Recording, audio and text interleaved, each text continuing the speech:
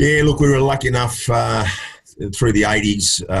Cowboy Neil came to town in 1978. We were very successful. We won 79 and 80, 82, 83, 84.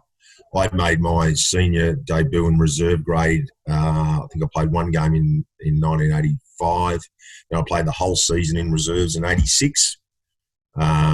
So we didn't play in the grand final in 85 and 86, but we managed to make the grand final in 87, which was I played my first game in 87.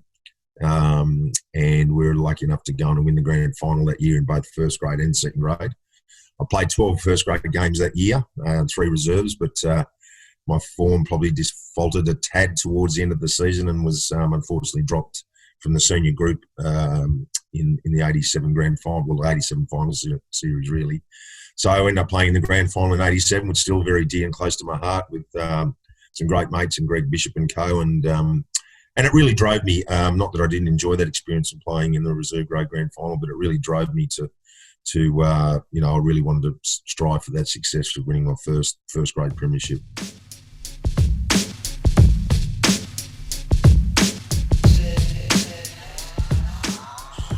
Oh, God, I was lucky enough to play in 7 Tobes, so they're all pretty special. I'd say that probably the first one in 1990 under Brett Hannum.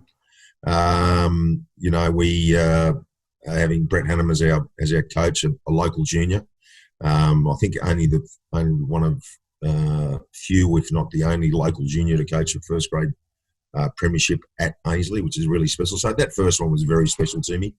So I finally got that under my belt. And I would say probably the last one in 97. I sort of called it that I will be retiring after that game. So I knew going into the grand final it was going to be my last game, along with a few others and a good mate, Andrew Bishop.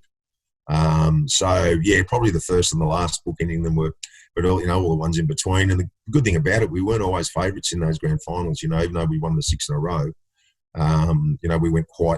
we went through quite a few preliminary finals to get into those games, and we're quite often the underdog. But we're just lucky enough to get it done on the right day, in the last day of the year. So it was a pretty special time, and there was only 4 of us that played in all 4 grand finals. So myself, Stephen Kent, Jack Hyland, and Andrew Bishop. So it was pretty special. So I've got a great photo of us 4 together holding the cup. So it was a really special time.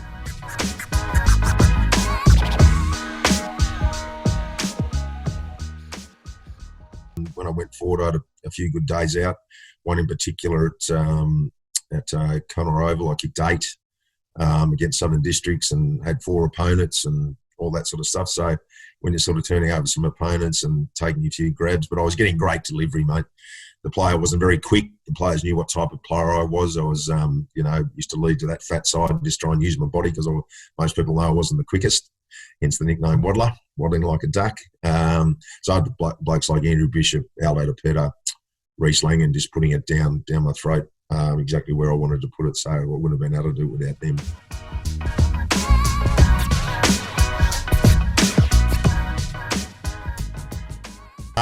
Definitely my voice. I thought everyone had the ability to do it, but it's in the end, it is a bit of a skill to talk and lead and direct, particularly early in my career. As I said, most of the time I played down back, centre, half back, full back, back pocket, wherever the matchups were. And I just was really non-stop on the chat, just making sure that players were manned up, coming back, going left, calling them into the play. I took most of the kick-outs from full back. I'd always nominate who I was kicking to, so they knew, so the people around the packs could get to the right position. So, yeah, no doubt voice was massive for me, and I think most people around the club know that. Still do a fair bit of instructing, even going and watching on the weekend now. So, so it's definitely that. And look, obviously wasn't blessed with much speed or agility, but I had a fairly good left foot kick. So I would say my two biggest attributes were my voice, instruction and direction, and also my left foot was fairly handy.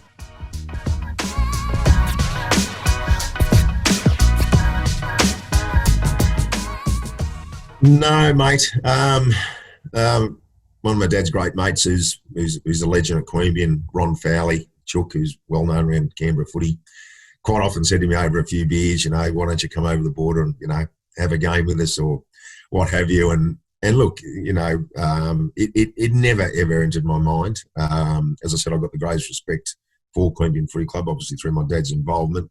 And look, back when we played, I never got offered, but a few guys got offered, to go bush for a bit of money. But I probably wasn't in the class of some of those players that got offered to go and play out there. I was just a fairly good, honest player.